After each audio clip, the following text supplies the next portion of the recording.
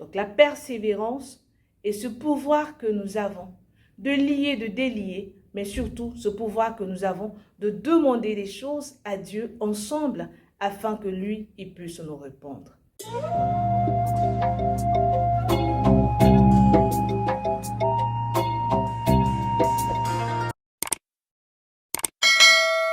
Bonjour chers frères et sœurs, 23e dimanche du temps ordinaire. Quelle joie de vous retrouver. Bon dimanche à tous. Les textes de ce 23e dimanche nous invitent à être responsables au nom de l'amour. L'évangile du jour extrait de Saint Matthieu, chapitre 18, versets 15 à 20. Jésus dit à ses disciples, « Si ton frère a commis un péché contre toi, va lui faire des reproches seul à seul. S'il t'écoute, tu auras gagné ton frère. S'il ne t'écoute pas, prends une ou deux personnes avec toi, afin que toute l'affaire soit réglée sur la parole de 2 ou 3 témoins. S'il refuse de les écouter, dis-le à l'assemblée de l'Église. Donc, s'il refuse d'écouter l'Église, considère-le comme un païen ou un publicain. » Frères et sœurs, ce texte, il est tellement beau, mais nous allons retenir 2 choses.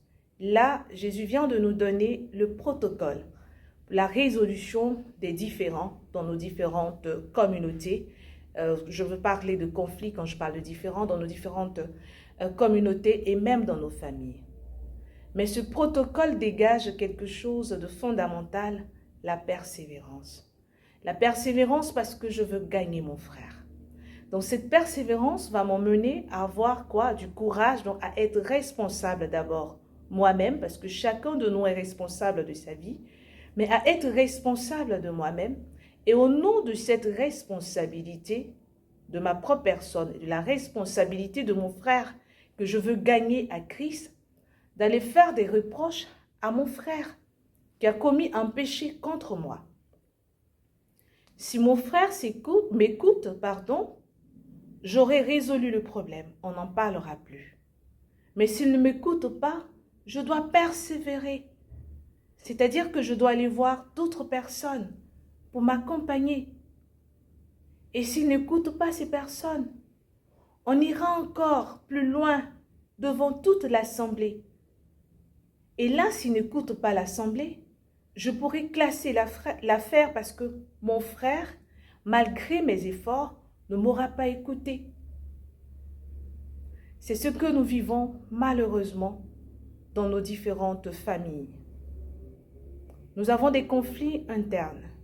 La famille d'abord avant d'aller à l'église ou en communauté.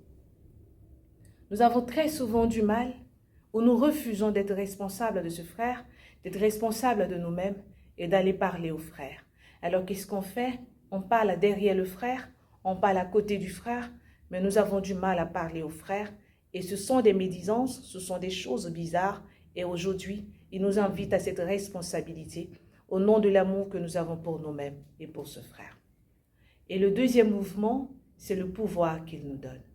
Il dit, Amen, je vous le dis, tout ce que vous aurez lié sur cette terre sera lié dans les cieux, ce que vous aurez délié sera délié dans les cieux.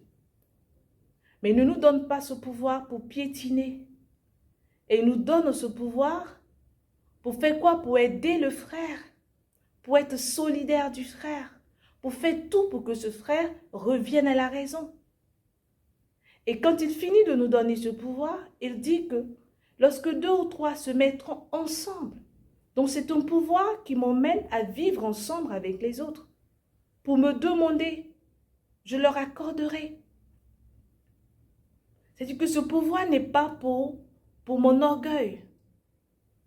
Ce pouvoir n'est pas pour me faire valoir, mais c'est pour emmener les autres à comprendre que c'est ensemble que nous pouvons nous adresser à Dieu par rapport à telle situation que nous vivons là et par rapport à une telle autre situation. Donc la persévérance et ce pouvoir que nous avons de lier, de délier, mais surtout ce pouvoir que nous avons de demander des choses à Dieu ensemble afin que lui, il puisse nous répondre. Et pour mieux cerner cette responsabilité, nous allons dans la première lecture, extraite du livre du prophète Ézéchiel. dit, je te prends comme guetteur de la maison d'Israël. Si ton frère, c'est-à-dire que je te donnerai afin que tu puisses avertir. Alors, si tu n'avertis pas ton frère qui est dans le péché, il mourra de son péché, mais je te demanderai des comptes, tu rendras compte de son sang. Mais si tu l'avertis qu'il ne s'en détourne pas, lui mourra, mais toi tu seras sauvé. Parce que là, tu ne seras pas responsable. Mais le guetteur, c'est celui qui voit, qui entend et qui avertit et qui dit, qui annonce ce qui arrive. Et c'est difficile d'avoir ce rôle. Et ceux qui sont dans l'intimité de Dieu le savent. Souvent, vous avez du mal à dire la vérité parce que les gens ne vous comprendront pas ou ne veulent pas vous comprendre. Et on a l'impression que face aux situations que vivent nos pays ou notre continent, les voix ne se lèvent pas. Et pourtant, si. Mais ici, ce qui est rassurant, c'est de faire notre part. C'est de prendre notre part de responsabilité et de l'accomplir pleinement. Alors, si j'avertis mon frère, si j'ai le courage de dire que là où vous partez, vous allez tout droit dans le mur, si j'ai le courage de dire à ce frère, reprends-toi, si j'ai le courage de dire à ce frère, mais à cause de toi, la communauté va mal. Si j'ai le courage de dire à ce frère, sois un modèle. Si j'ai le courage de dire à ce frère, mais détourne-toi de ce péché. Détourne-toi de cette voie. Si le frère ne s'en détourne pas ou la sœur ne s'en détourne pas, j'aurai fait ma part. Ma responsabilité serait reconnue dans toutes ces choses parce que Dieu sait que j'ai averti. Mais on ne le fait pas, on préfère médire. Oui, on préfère parler à côté ou derrière ce frère. On préfère dire tout sauf la vérité. Et aujourd'hui, on espère qu'il ne demandera pas des comptes parce qu'on prendra la résolution de dire ce qu'il y a à dire et ce qu'il faut dire.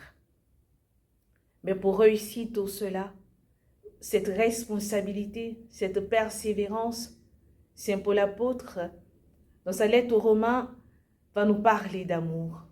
Nous ne pouvons pas réussir cette responsabilité de nous-mêmes et de nos frères sans amour. Nous ne pouvons pas persévérer sans amour. Nous ne pouvons pas utiliser pleinement ce pouvoir qu'il nous donne sans amour. Parce qu'il dit, voici ce que dit la loi. Mais tout ce que dit la loi se résume en ceci, tu aimeras ton prochain comme toi-même. Alors si je m'aime, si je ne peux pas me faire certaines choses, alors je ne vais pas vouloir le faire à d'autres. S'il y a des choses que je n'accepte pas, je n'accepterai pas ces choses pour mes frères.